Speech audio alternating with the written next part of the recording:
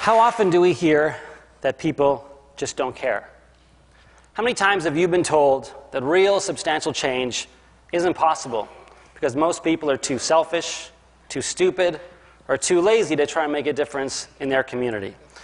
I propose to you today that apathy as we think we know it doesn't actually exist, but rather that people do care, but that we live in a world that actively discourages engagement by constantly putting obstacles and barriers in our way. And I'll give you some examples of what I mean. Let's start with City Hall. You ever seen one of these before? This is a newspaper ad. It's a notice of a zoning application change for a new office building, so the neighborhood knows what's happening. As you can see, it's impossible to read. You need to get halfway down to even find out which address they're talking about, and then further down in tiny 10-point font to find out how to actually get involved. Imagine if the private sector advertised in the same way. If Nike wanted to sell a pair of shoes and put an ad in the paper like that. Now, that would never happen. You'll never see an ad like that because Nike actually wants you to buy their shoes.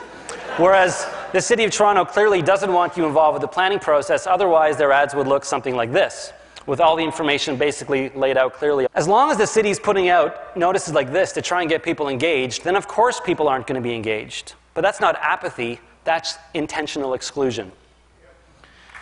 Public space. The manner in which we mistreat our public spaces is a huge obstacle towards any type of progressive political change because we've essentially put a price tag on freedom of expression. Whoever has the most money gets the loudest voice, dominating the visual and mental environment.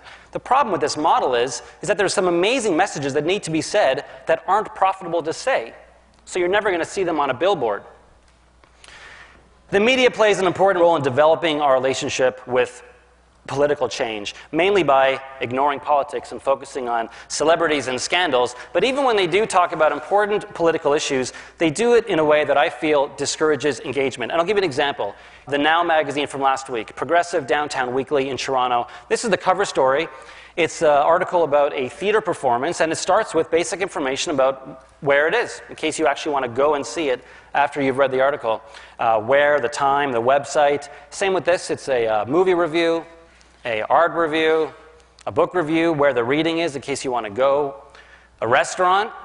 You might not want to just read about it. Maybe you want to go to the restaurant, so they tell you where it is, what the prices are, the address, the phone number, etc. Then you get to their political articles. Here's a great article about an important election race that's happening.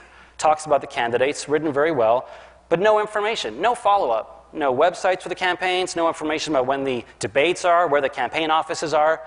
Here's another good article about a new campaign opposing privatization of transit without any contact information for the campaign. The message seems to be that the readers are most likely to want to eat, maybe read a book, maybe see a movie, but not be engaged in their community. And you might think this is a small thing, but I think it's important because it sets a tone and it reinforces the dangerous idea that politics is a spectator sport. Heroes. How do we view leadership? Look at these 10 movies. What do they have in common? Anyone? They all have heroes who were chosen. Someone came up to them and said, "You're the chosen one. There's a prophecy. You have to save the world." And then someone goes off and saves the world because they've been told to, with a few people tagging along. This helps me understand why a lot of people have trouble seeing themselves as leaders, because it sends all the wrong messages about what leadership is about. A heroic effort is a collective effort, number one. Number two, it's imperfect. It's not very glamorous, and it doesn't suddenly start and suddenly end. It's an ongoing process your whole life. But most importantly, it's voluntary. It's voluntary. As long as we're teaching our kids that heroism starts when someone scratches a mark on your forehead or someone tells you that you're part of a prophecy, they're missing the most important characteristic of leadership, which is that it comes from within. It's about following your own dreams uninvited, and then working with others to make those dreams come true. Political parties, oh boy. Political parties could and should be one of the basic entry points for people to get engaged in politics. Instead, they've become, sadly, uninspiring, and uncreative organizations that rely so heavily on market research and polling and focus groups that they end up all saying the same thing, pretty much regurgitating back to us what we already want to hear at the expense of putting forward bold and creative ideas. And people can smell that, and it feeds cynicism.